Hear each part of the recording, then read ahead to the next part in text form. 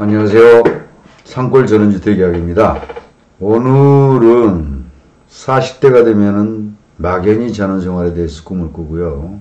50대가 되면 그때부터 슬슬 준비하고 60대가 되면 아주 간절히 원하는 게 우리 전원생활입니다. 저 같은 경우에는 조금 빨리 귀찮은 셈이에요. 한 40대부터는 제가 전원생활을 시작했으니까요. 너무 각박한 사회생활을 하다가 보니까 다분히 전원생활은 쉬고 싶다라는 개념을 가지신 분들이 굉장히 많아요. 전원생활이라는 게 막연히 그냥 쉰다고만 되는 건 아니거든요. 하지만 내 삶의 여유는 전원생활에 충분히 있습니다. 또 전원생활을 할 만한 가치도 있고요. 근데 전원생활을 하면서 누구나 다 하고 싶어 하는데 경제적으로 상당히 부담스러워 하시는 분들이 많아요. 오늘은 아주 작은 돈으로 전원생활을 한번 연습 삼아서 해보는 분에 대해서 제 경험상 그 하나 팁을 한번 말씀드려 볼까 합니다. 왜 그러냐면은 흔히 전원생활에 많은 돈을 투자해 가지고 묶이면 어떠느냐에 대한 그런 부담이 굉장히 많으신 분들이 많거든요. 그런 부담이. 근데 연습 삼아서 한번 해보고 부담 없이 한번 해보고 그리고 나서 나한테 맞으면 계속 하는 거고, 또 그렇지 않을 경우에는 가볍게 빠져나갈 수도 있잖아요. 그런 부분에 대해서 작게는 한 1,000만원대에서부터 많게는 한 5천만원대까지 전원생활을 좀 할 수가 있지 않겠나 한 그런 방법을 한번 해보려고 해요. 그건 뭐냐면은 우리가 흔히 전원생활을 하면 멋으로 생각하시는 분들이 많거든요. 그렇지 말고 그냥 내가 와서 쉰다는 개념으로 한번 해보시는 것도, 화려한 게 아니고 소담하게 전원생활을 연습해 보는 것도 굉장히 좋은 생각이라고 생각해서 한번 제가 말씀을 드려봅니다. 첫째는요, 시골에 아직도 가끔 내가 조금 부지런하게 찾아보면은 임대주택도 있어요. 월세 보증금 몇백만원 내고 임대료 같은 경우 한 2, 30만원 정도. 저희가 이제 이곳 강원도 횡성에 있기 때문에 횡성을 기점으로 한번 얘기를 해봅니다. 그럼 한 300에서 500, 보증금 한 300에서 500에 월 한 2, 30만원 정도 부담해가지고 그래도 살만한 집을 임대해서 할 수도 있거든요. 임대해서 하다가, 이 전원생활이 나한테 참 맞다. 좀 더 해보고 싶다. 아니면 이 정착을 해보고 싶다고 했을 때는 그때 가서 내가 집을 지어도 되고, 지어놓은 집을 시골에 정착을 하면서 여기저기 돌아다니면서 싼 집이 있거나 아니면 나한테 부담이 없는 집을 구하는 방법도 되거든요. 그러면은 쉽게 말해서 몇백만 원이나 한 돈 1,000만원 가지고도 전원생활을 시작할 수가 있는 부분이 있어요.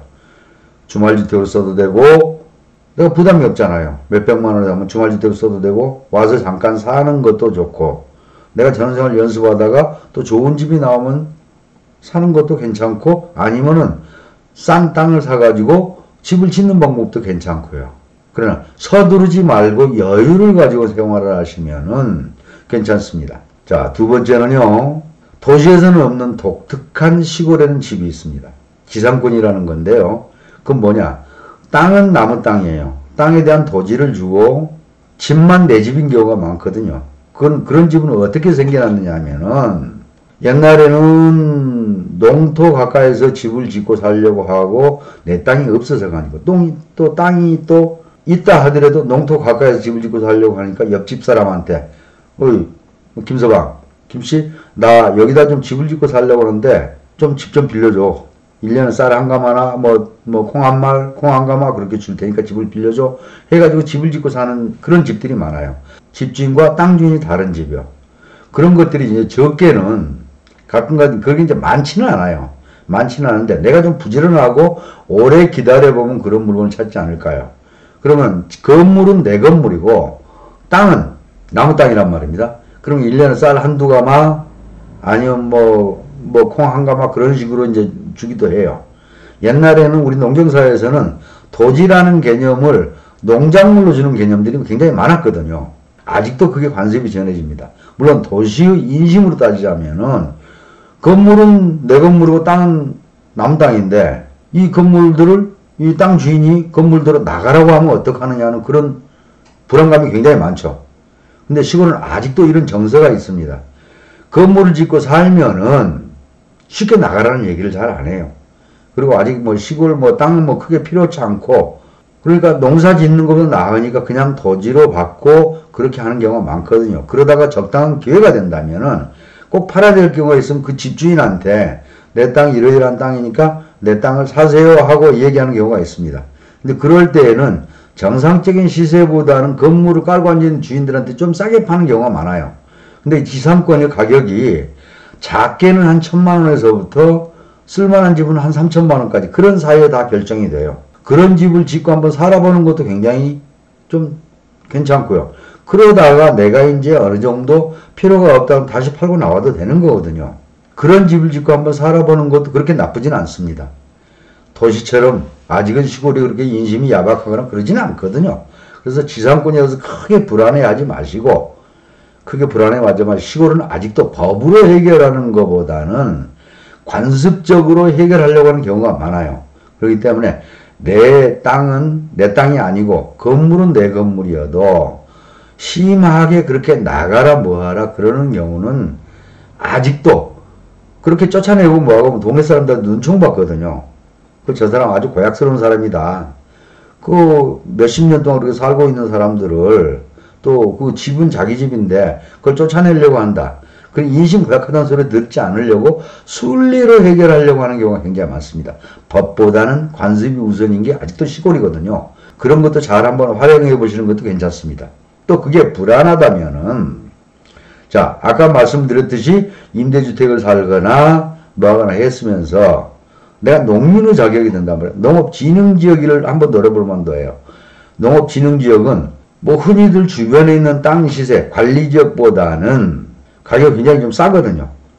뭐 적게는 배 차이, 또 많이 차이 날 때는 한 3분의 1까지도 살 수가 있어요. 그 농업진흥지역에 흔히 여러분들은 집을 지을 수 없다라고 생각을 합니다. 그러나 농토를 좀 300평 이상 사면은 농민으로서 인정을 받거든요. 농민으로서 인정을 받는데 그 싼 농업진흥지역에다가 임대에 살다가 슬슬 준비를 해가지고 농림지역에서 농민으로서 집을 지을 수 있는 제도가 있습니다. 없는 것도 아니거든요. 그리고 또 쉽게 말하면은 이 동네에서 터를 잡고 살다가 보면은 각 마을마다 1년에 주택 신축 자금이 나와요. 마을마다 한두 채씩 신축 자금이 나오거든요. 그 자금을 뭐 심지어 한 4, 5천만 원에서 한 1억 가까이는 주택 신축 자금이 나오니까 그게 보통 보면은 뭐 5년 거치 20년 상환 뭐 2년 거치 뭐 장기적인 상환을 하는 경우가 많아요. 그러면은 그런 것을 잘 이용을 해가지고 정말 땅만 내 땅이고 농토는 내 땅이니까 건축 자금은 관청에서 지원을 받아가지고 하는 제도도 굉장히 많거든요. 그렇기 때문에 그런 제도를 잘 활용하시는 것도 괜찮습니다. 그러려면은 동네에서 좀 한 1년 살고 몇 년 살면서 동네 사람들하고 굉장히 친해지고 내가 그런 작업을 받을 수 있는 그런 순서를 많이 기다려야 되겠죠. 그러면은 아주 저렴하게 그냥 몇 천만 원만 가지고 주택 신축 자금도 그건 굉장히 저리 자금이니까 그런 것도 잘 한번 노려볼 만도 합니다. 노려볼 만도 하고요. 그렇기 때문에 그런 관청에서 지원해주는 제도를 잘 활용하는 것이 굉장히 지혜로운 방법이거든요. 그래서 서두르지 마시고 시간을 가지고 슬슬 한번 생각을 해보시기 바랍니다. 그리고 그것도 불안하다고 하면은 자 주말농장용으로 300평 미만의 집을 살 수도 있거든요. 농토가 있으면은 그 농토가 있으면 대부분이 이 농막이라는 것을 우리 유튜브 가족 여러분들도 잘 아실 거예요. 그 농막의 제도는 뭐냐면 사실은 농막의 개념은 사람이 주거용으로 사는 개념은 아닙니다. 주거용으로 사는 개념은 아닌데 농막이라는 개념은 뭐냐? 내가 농사를 짓다가 농기구도 보관을 하고 내가 잠시 쉬기도 하고 그래서 옛날에는 주방 같은 것도 뭐 없게 하고 화장실도 없었고 전기도 집어넣지는 못했거든요. 제도가 지금 많이 바뀌었어요. 자, 화장실도 설치할 수 있고 내가 쉬면서 화장실 갈 수도 있으니까 화장실 설치할 수도 있고 주방도에서 간단한 음식을 해 먹을 수 있는 주방도 설치할 수 있고 그러니까 농막을 갖다 놓고요. 자, 뭐 한 200평 땅 사가지고 가지고 있다가 그러면은 뭐 작게는 한 3천만 원에서부터 한 3, 4천이면 사거든요. 3, 4천이면 사는데 농막은 싸게 하면은 한 1,000만 원에서 2천만 원이면 사요. 농막은 1,000만 원에서 2천만 원. 내가 주거 하는 데는 전혀 공간이 없어요. 쉽게 내가 한번 이런 말을 해볼 거예요. 저희 젊었을 때 보면은 내 집이 아닌 새 집을 살 때 신혼살림을 시작하거나 정말 힘들게 살았던 시절에 한 6, 7평이나 8평짜리가 6, 7평에 8평짜리 가지고 정말 가족들이 다 살았던 시절도 있었잖아요. 근데 이제는 뭐 나 혼자 오거나 아니면 두 부부가 내려와서 한 6평에서 사는 공간도 그렇게 크게 불편하지 않아요. 그리고 요즘은 농막이 워낙에 잘 나오기 때문에 내가 사는데 크게 불편함이 없거든요. 그런 제도를 잘 이용해 보는 것도 괜찮지 않을까 싶습니다.